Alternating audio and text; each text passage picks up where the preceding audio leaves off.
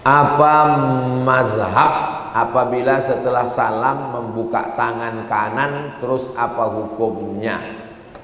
Assalamualaikum warahmatullahi.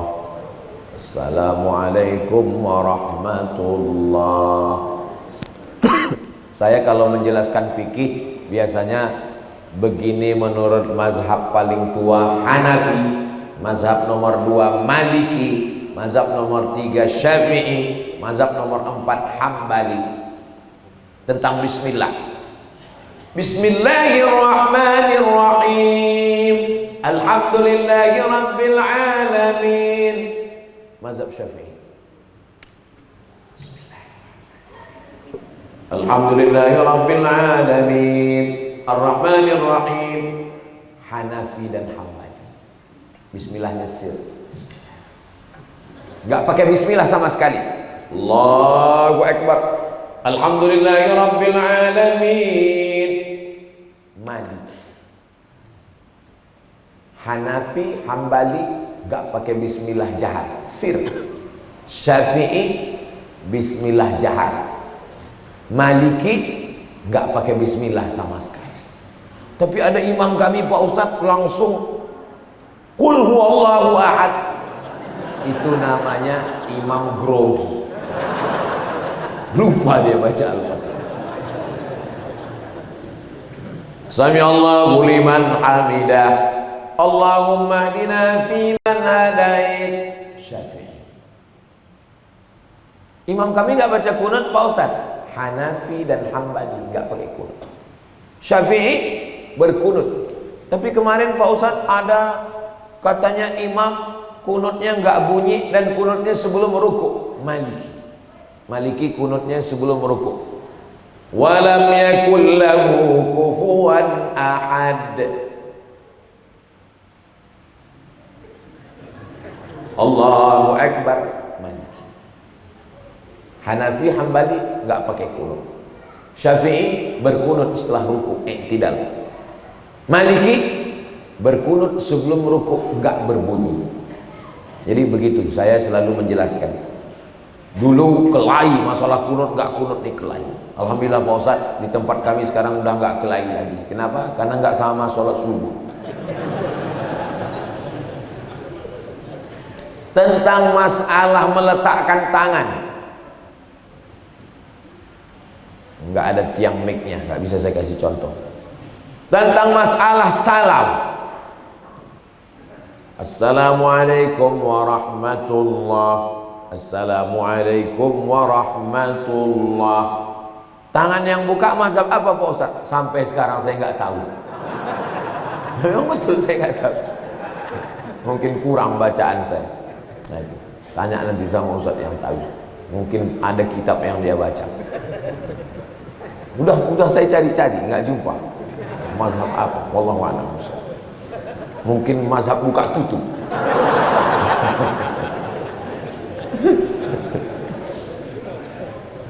Apa hukum skincare? Skin artinya kulit, skin. Care artinya peduli. Skincare peduli kepada kulit. Orang yang punya perhatian. Sekarang bahasa kitanya perawatan. Maka dalam Islam kita disuruh untuk menjaga. Kulit ini adalah ciptaan Allah. Mesti kita jaga. Kenapa kamu jaga? Kenapa kamu pakai skincare? Kata suaminya marah. Ini untuk menjaga hatimu bang. Supaya jangan sampai berlabuh ke lain hati. Jadi kalau seorang istri merawat tubuhnya, merawat rambutnya untuk suaminya, maka itu baik. Tapi sekarang banyak perempuan itu bersolek merawat dirinya bukan untuk suaminya, tapi untuk suami orang lain.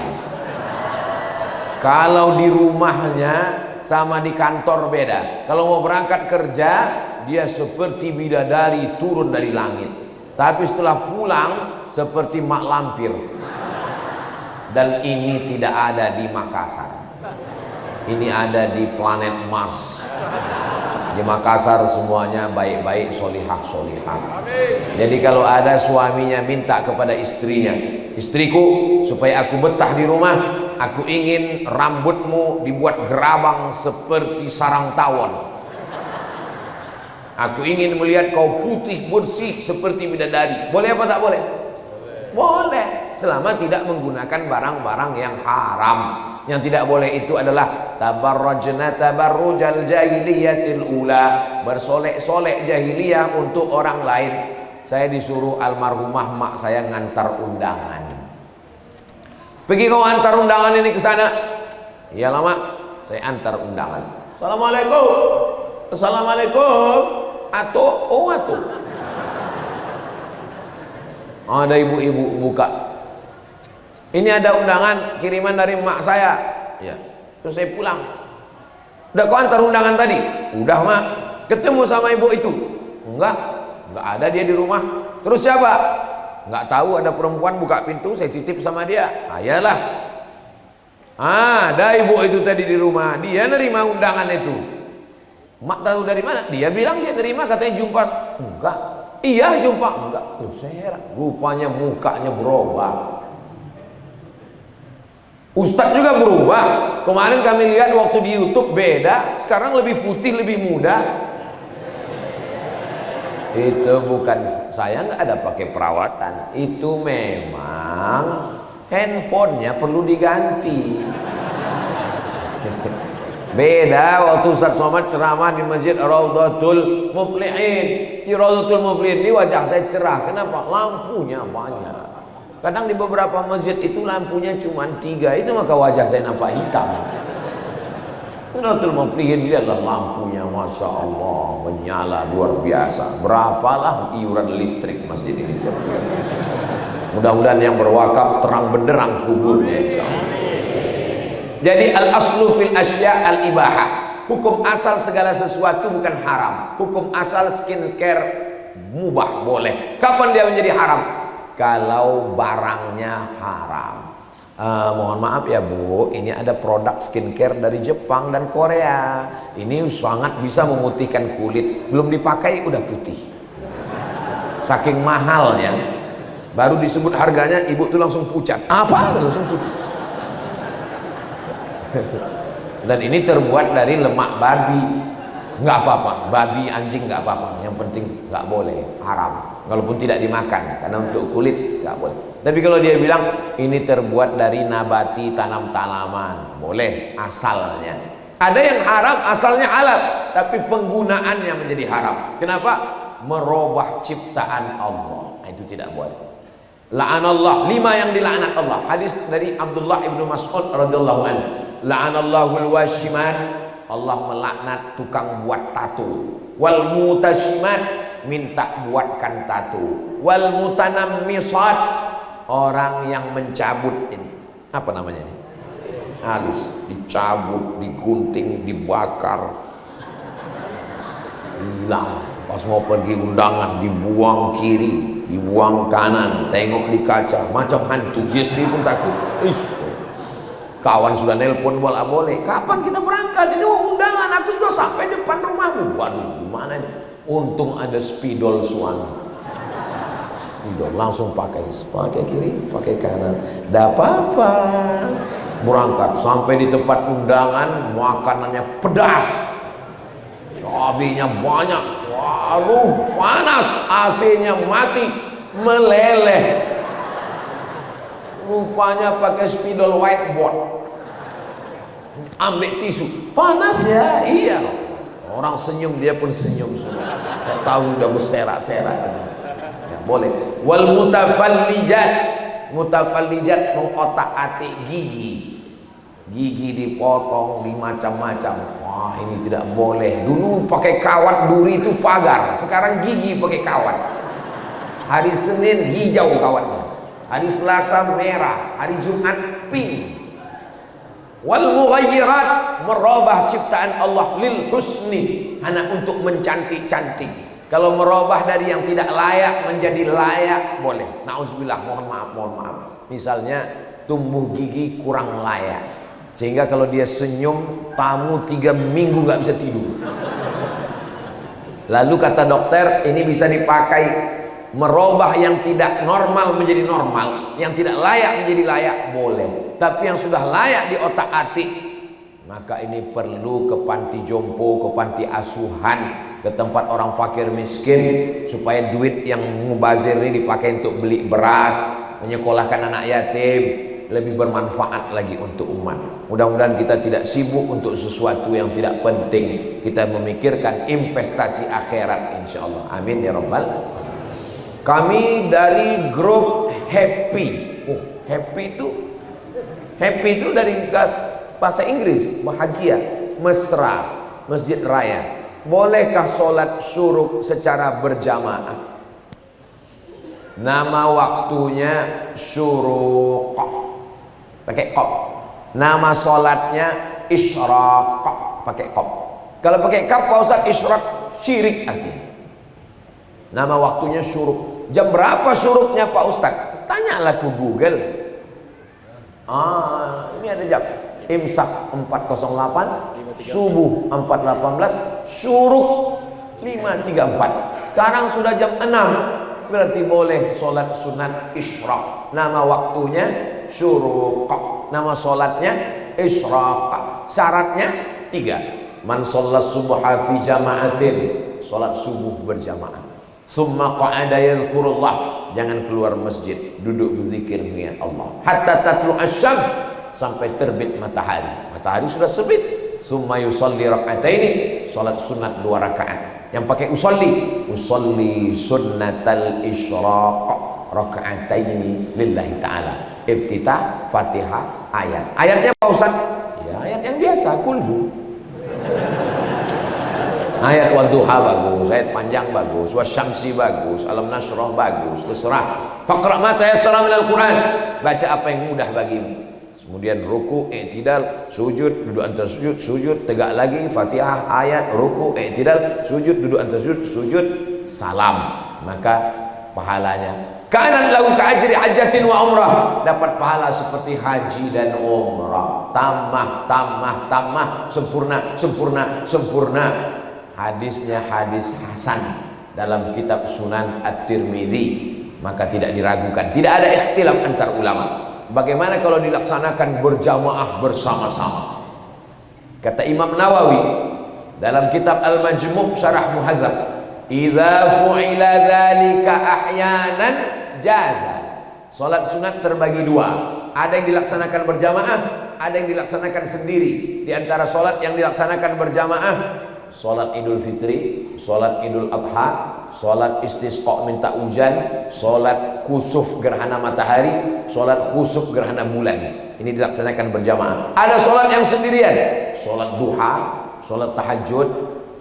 Idza fu'ila dzalika ahyanan, kalau dilaksanakan sekali-sekali, jaza, hukumnya boleh. Makanya kadang kita dapat undangan, hadiri sholat sunat duha berjamaah, sholat sunat tasbih berjamaah, zikir akbar berjamaah, bersama-sama. Biasanya dilaksanakan sekali-sekali, boleh. Kalau di tempat kami biasanya itu dilaksanakan 5 tahun sekali. Musim-musim pilkada biasanya sekali-sekali. Atau guru mau ngajar santrinya, anak-anak santri, pagi ini kita sholat duha bersama, sholat sunat isyraq bersama. Sekali-sekali boleh. Tapi kalau terus menerus, dikhawatirkan masuk ke dalam bid'ah. Wa kullu bid'atin dhalalah wa kullu dhalalatin finnar. Apa hukum dalam seseorang yang mengambil uang riba karena terdapat keperluan yang sangat mendesak, seperti karena ingin melanjutkan pendidikan? Ada kaedah namanya aqafud dararain, mudarat teringan. Masuk ke hutan, sampai di hutan tak ada makanan, pilihannya cuma 2, antara babi, mohon maaf, yang kuat-kuat lah nyebut babi Pak Ustaz, dengan mati. Pilihannya mati atau babi. Kalau tuan pergi ke kali, jangan lupa membawa peniti. Masuk ke hutan, pilihannya tinggal babi atau mati. maka tidak boleh pilih mati. Pas ditanya, kau pilih babi apa mati? Aku mati aja, nggak boleh. Jadi mana? Pilih babi. Sampai akhirnya dapat pisang. Setelah dapat pisang, tinggalkan babi. Jangan makan babi sama pisang. Tinggalkan yang haram. Kata dokter, ini operasi atau mati? Operasi. Tapi gak ada duit, cuman ada duit riba. Pakailah. Masalah pendidikan, maka cari pendidikan. Ini mahal Pak Ustadz, saya mesti minjam uang ke bank. Cari yang murah. Ini yang bisa, yang murah. Tapi kualitas tidak apa, kualitas rendah sedikit, pendidikannya kualitasnya rendah, tapi hasilnya insya Allah. Karena ini bukan cerita mati, pendidikan bukan mati. Masih ada tawar menawar, ada pendidikan yang gratis, ada pendidikan yang murah. Tapi kalau udah cerita masalah penyakit, operasi, kemo, itu tak ada tawar menawar, karena pilihannya adalah mati. Mudah-mudahan kita sehat walafiat. Apakah menuntut ilmu dengan harapan yang baik atau keinginan yang baik itu tidak ikhlas karena Allah? Jika tidak, apa itu niat ikhlas dan bagaimana cara meraihnya Pak Ustadz? Semoga Ustadz selalu dalam naungan rahmat Allah. Amin ya rabbal alamin. Ikhlas artinya tidak bercampur dengan apa-apa. Itu arti ikhlas. Al-ma'ul khalis, air yang ikhlas, tidak bercampur dengan apa-apa. Tidak ada gula, tidak ada kopi, tidak ada teh, tidak ada susu. Inilah air yang paling ikhlas. Karena tak bercampur dengan apa-apa. Maka kalau ada seorang yang mau sekolah, ikhlasnya lillahi ta'ala. Kita yang datang ke masjid ini tak ada bercampur apa-apa. Bismillahi tawakkaltu 'ala Allah, la haula wala quwata illa billah. Mau menikah, ikhlas. Kalau memang nikah itu ikhlas Pak Ustadz, kenapa mesti melihat wajahnya? Berarti nggak ikhlas. Kalau betul nikah itu ikhlas, menikahlah dengan nenek-nenek. Cintaku hanya karena Allah, aku tidak melihat wajah. Maka penjelasan tentang ikhlas ini mesti dibandingkan dengan sunnah. Ketika Nabi menganjurkan pemuda ingin menikah, kata Nabi, lihat wajahnya dan telapak tangannya. Dengan melihat telapak tangan diketahui status sosialnya. Dia orang merdeka atau hamba sahaya. Tangannya kasar, berarti hamba sahaya, karena dia membuat adonan tepung gandum dan menimba air. Kasar tangannya, supaya laki-laki siap menerima perempuan apa adanya. Bang, aku ini hamba sahaya, tanganku kasar, menggali tanah. Apa kerjamu? Gali kuburmu. Supaya laki-laki punya kesiapan. Melihat wajah, karena dengan melihat wajah itu memotivasimu untuk menikah. Itu dalil bahwa melihat wajah tidak merusak keikhlasan. Jadi adik-adik yang sekolah, kuliah, ngurus ijazah tidak merusak keikhlasan kepada Allah. Karena ijazah itu wasilah untuk bekerja, dan nanti kalau dia jadi insinyur, jadi polisi, jadi tentara, hasilnya juga dipakai untuk menolong agama Allah. Dua-duanya dapat. Rabbana atina fid dunya hasanah wa fil akhirati hasanah. Silakan kuliah di Fakultas Hukum. Saya Pak Ustadz sekarang di Fakultas Hukum. Untuk apa? Supaya nanti kalau saya tamat, saya bisa menjadi lawyer, pengacara untuk membela saudara-saudara saya. Dan di samping itu untuk makan keluarga, dia bisa bekerja. Saya mau jadi polisi, saya mau jadi dokter spesialis. Nanti hasilnya bedanya, orang kafir untuk mengejar dunia, sedangkan orang beriman untuk bangun masjid, buat pondok pesantren, membahagiakan orang tua, dunianya dapat, akhiratnya dapat. Mudah-mudahan kita sampai anak cucu sampai hari kiamat dapat fid dunya hasanah wa fil akhirati hasanah wa qina azabannar. Kertas terakhir. Bagaimana hukum bekerja di leasing, pembiayaan? Pak Ketua Masjid punya mobil, harganya 200 juta. Beliau jual ke saya. Ustadz Somad, kalau Ustadz mau beli mobil saya tuh, belilah. Pak Ketua, saya nggak ada duit 200 juta cash. 100 ada, ini 100. Yang 100 lagi saya cicil Pak Ketua. Sebulannya saya bayar 10 juta. Nanti lunasnya setahun. berarti harganya naik menjadi 220. Boleh. Loh, kok boleh Pak Ustaz? Waktunya bertambah, bayarannya bertambah. Boleh. Saya mau jelaskannya ke kawan saya gimana Pak Ustaz? Nggak usah pakai ngapal dalil, tulis aja di Google. Tulis di Google. Apa tulisannya Pak Ustaz? Tulis di Google itu Somad Morocco, SOMADMOROCCO kredit. Udah? Enter. Nah, nanti dapat Somad Morocco kredit. Dapat dalil-dalilnya bahwa harganya bertambah, boleh dengan syarat uang dengan barang. Tadi harganya kan bertambah. Iya. Kenapa boleh? Karena Pak Ketua Masjid punya barang, mobil, saya punya uang. Uang, rumusnya, jurusnya mudah. Uang dengan barang, yang tak boleh itu uang dengan, nah itu yang tak boleh. Pak Ketua, saya beli mobil Pak Ketua ya. Boleh Pak Ustadz, tapi cash. Aduh, saya cash nggak ada Pak Ketua. Tenang, ada orang ketiga di antara kita. Orang ketiga inilah yang bermasalah. Namanya jasa keuangan. Lalu orang ketiga ini meminjamkan ke saya 200, saya bayar 1 bulan 10 juta, lunasnya 2 tahun, menjadi 240. Yang 40 itu riba karena uang dengan uang. Simpelnya, mudahnya begini. Uang dengan barang boleh, uang dengan uang riba.